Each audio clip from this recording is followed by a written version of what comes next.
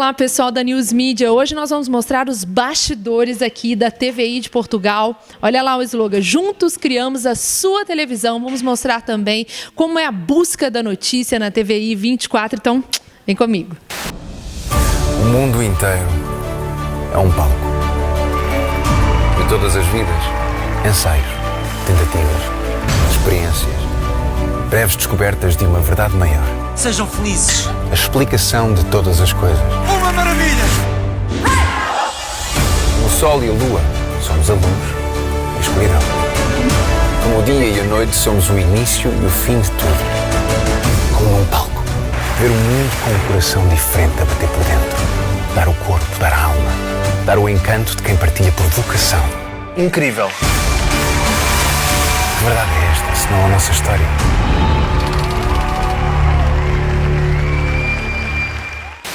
Já estamos aqui nos corredores da TVI e vamos falar um pouquinho de história. A TVI, que tem 25 anos, é uma das emissoras de maior audiência aqui em Portugal. E quem vai acompanhar a gente é o Rolando Santos, que é jornalista aqui na TVI, e vai falar um pouquinho dessa história. Rolando.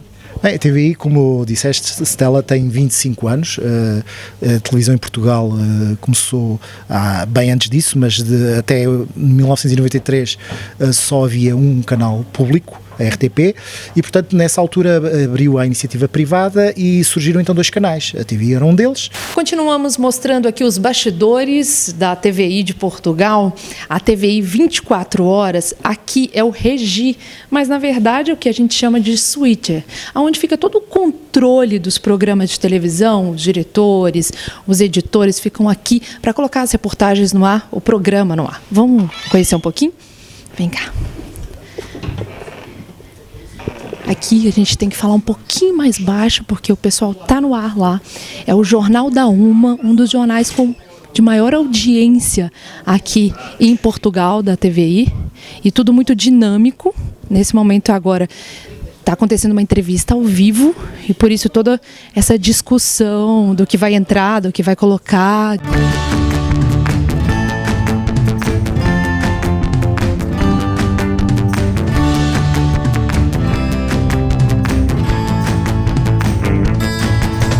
Bom, vocês viram o João lá na telinha, lá na televisão, a gente mostrou os bastidores. Agora eu vou conversar com ele. Muito obrigada, João, pela sua entrevista aqui.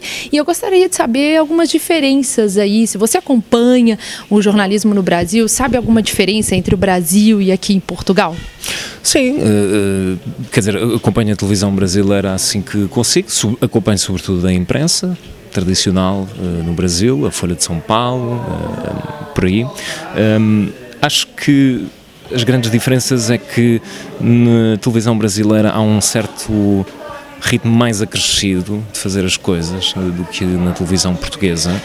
Parece que há uma maior naturalidade no sentido de encarar o formato televisivo, enquanto que creio que talvez na televisão portuguesa, e nomeadamente na televisão europeia, esse seja um registro mais sóbrio, digamos.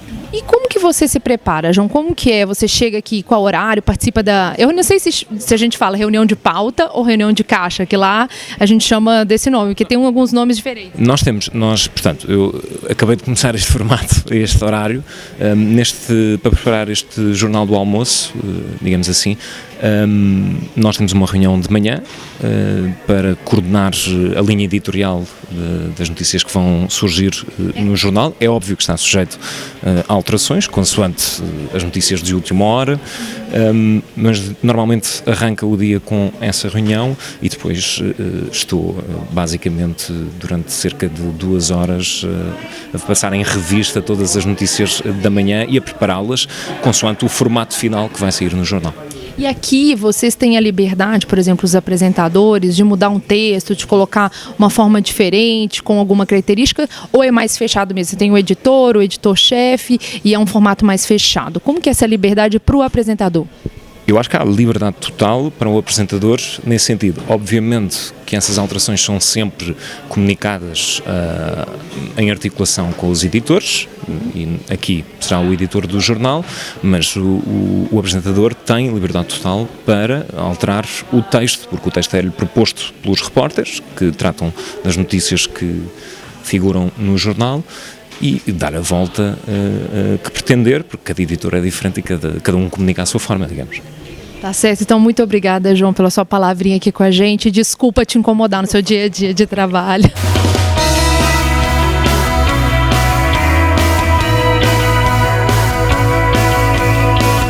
Mário, eu gostaria de saber, você viu alguma diferença entre os jornais brasileiros e os jornais aqui de Portugal, eu digo, na televisão? Sim, bastante. Aliás, não tem nada a ver mesmo. Nós temos jornais já por tradição maiores e os brasileiros são mais curtos, daí também terem um ritmo completamente diferente e apostam mais no direto, no on-tape, na gravação, ao vivo, com o jornalista contando a história. Nós não recolhemos o material, fazemos uma peça, temos o enquadramento. O Brasil é mais ali, live, né? Estou atualizando agora as informações aqui sobre um novo atentado em Paris.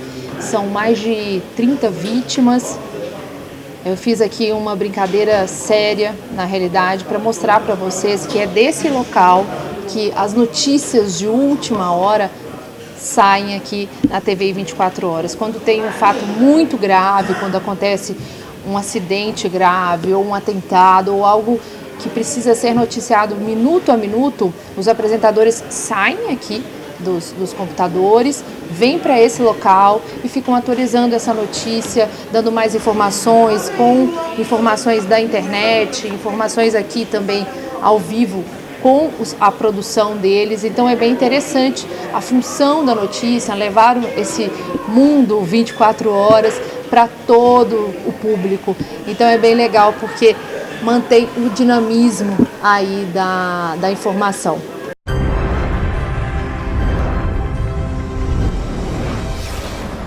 Estou conversando aqui com o Antônio, que não quer ser chamado de senhor, né, Antônio? Diretor adjunto aqui de informação. Antônio, tá bom, vai.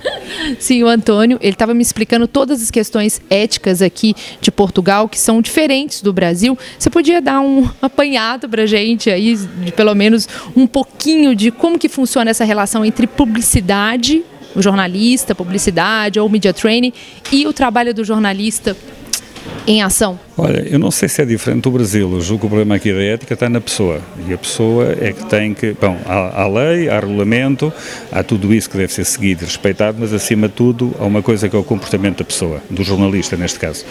Em Portugal as regras são mais ou menos simples e claras, de acordo com já o regulamento que tínhamos antes e o atual regulamento da Comissão da Carteira Profissional, que é a entidade que no fundo valida a nossa atividade profissional e estamos em condições de ser jornalista. É muito clara, proibindo que se faça publicidade, que se faça promoção de coisas de natureza económica e tudo mais. Portanto, continuo a achar que, além, sem nunca esquecer os regulamentos, sem nunca esquecer a lei, esse deve ser primeiro e antes de tudo um problema do próprio jornalista. E deve ser o jornalista a avaliar se aquilo para o qual é desafiado está ou não está a inviabilizar a sua independência e a sua liberdade. Estou aqui com a Andreia, que é apresentadora de esportes aqui da TVI, e eu achei muito interessante que tem um programa só sobre transferências de jogadores. Estava assistindo aqui, agora é época, né, até final de agosto, das transferências, da janela. Andreia, como que é isso? É um programa que entra quase 24 horas? Como é que é? Na programação toda? É um programa que entra várias vezes ao longo do dia. Temos primeiro aqui no Jornal da Uma, temos aqui um bocadinho só para falar das principais novidades. Depois temos à tarde, às 6, quase uma hora, só mesmo a falarmos de transferências, Benfica, Porto, Sporting, os três grandes em Portugal. Depois falamos um bocadinho de tudo o que acontece no mundo, falamos muito do Brasil agora por causa do Jorge Jesus ter ido para o Flamengo, e depois à noite há uma edição maior, onde além das notícias há um bocadinho de debate com mais comentadores, e onde se fala mesmo disto, é transferências, transferências, transferências. Aí depois sim, os jogos, o campeonato. André, você sente, lá no Brasil, eu trabalhei 4 anos também apresentando esportes, antes de ser bancada de jornal, 8 anos, eu sentia ainda, eu não sei, porque aqui, Portugal, a gente está falando de Europa, um país mais antigo, mais maduro, mas lá tinha muito preconceito ainda com a mulher falando de futebol. Como que é isso aqui em Portugal? Eu acho que já houve mais, agora há menos, porque há cada vez mais mulheres, não só aqui na TVI, mas em mais canais, há cada vez mais mulheres assim no desporto. E acho que o grande preconceito era, ok, está ali só porque é bonita, mas não percebe nada de futebol. Ou está ali, enganou-se em qualquer coisa, pronto, não percebe mesmo nada, só está ali porque é mulher, ou porque é gira, ou qualquer coisa desse género. E acho que hoje em dia cada vez há menos esse preconceito, mas ainda assim acho que a mulher tem sempre um bocadinho mais a provar do que o homem, não é? Está sempre ali um bocadinho mais a ser mais julgada, digamos assim, porque parece que é uma coisa que acaba por ser mais natural do homem do que da mulher, mas acho que está cada vez melhor. Tá certo, André, muito obrigada, e a gente vai acompanhando aqui mais sobre os bastidores da notícia da TVI.